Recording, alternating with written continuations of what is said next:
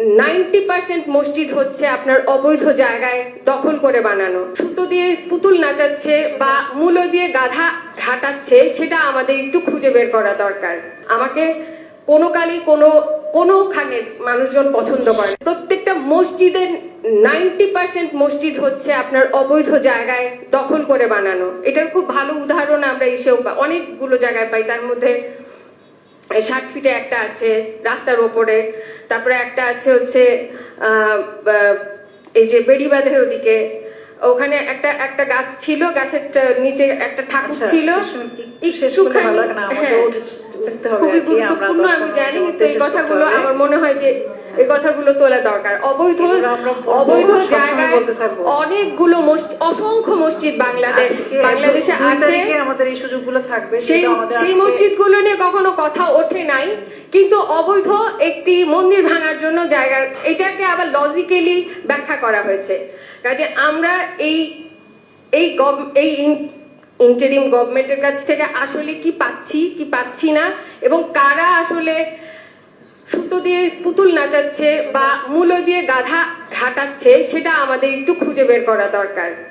চেনা শত্রু খুবই পজিটিভ জিনিস, অচেনা শত্রুর চেয়ে, বা বন্ধু কিংবা সে শত্রুরূপী বন্ধু, সেগুলো আরো ভয়ঙ্কর।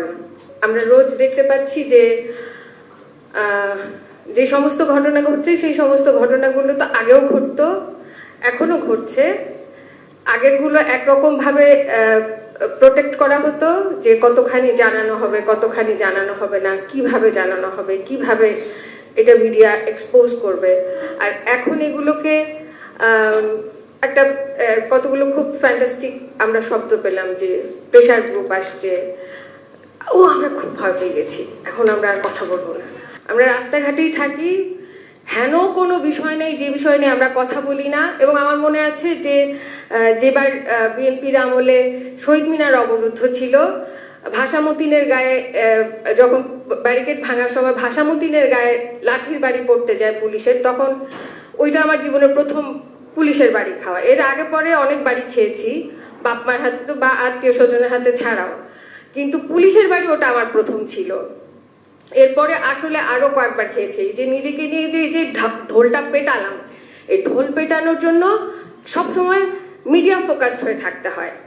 এটার একটা সিগনিফিকেন্ট টাইম শিডিউল আছে, এগুলো অনেকেই মেনটেন করেন। এখানে উপস্থিত থাকতে পারেন অথবা নাও থাকতে পারেন, কারণ অসুবিধা হলে আমি খুবই দুঃখিত। কিন্তু এই শিডিউল মেনটেন্স মিডিয়া পিপলদেরকে আমরা এখন দেখছি। আমরা এখন তাদেরকে মেইন পোস্টগুলোতে দেখছি। এটা আমাদের জন্য খুবই দুঃখজনক, কারণ তারা জনগণের নমিনেটেড নন। তারা এখনো পর্যন্ত আমাদের ন্যূনতম কোনো একটি সাধারণ চাওয়াকে পূর্ণ করতে পারেননি।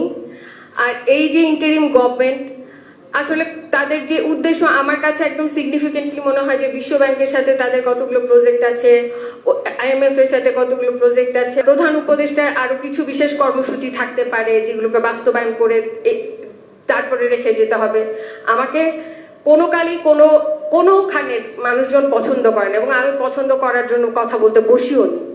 আমি আমার অবস্থান জানাতে চাই, কারণ আমি এই দেশে জন্মেছি এবং আমার কিছু চাওয়া পাওয়া স্বাভাবিকভাবে থাকবে, এবং এটা আমার অধিকারের মধ্যে পড়ে। এবং আমি কোনোদিনও আত্মসম্মান বোধহীন অবস্থানে বেঁচে থাকতে চাই না। যে কারণে আমার আত্মসম্মান বোধে যেহেতু লাগে, আমার মনে হয় কোটি কোটি বাংলাদেশির, দুঃখিত বাঙালি বলার জন্য, কোটি কোটি বাংলাদেশির লাগে। এলো খবরের কাগজ, নিখাত, নির্ভীক, নিরপেক্ষ।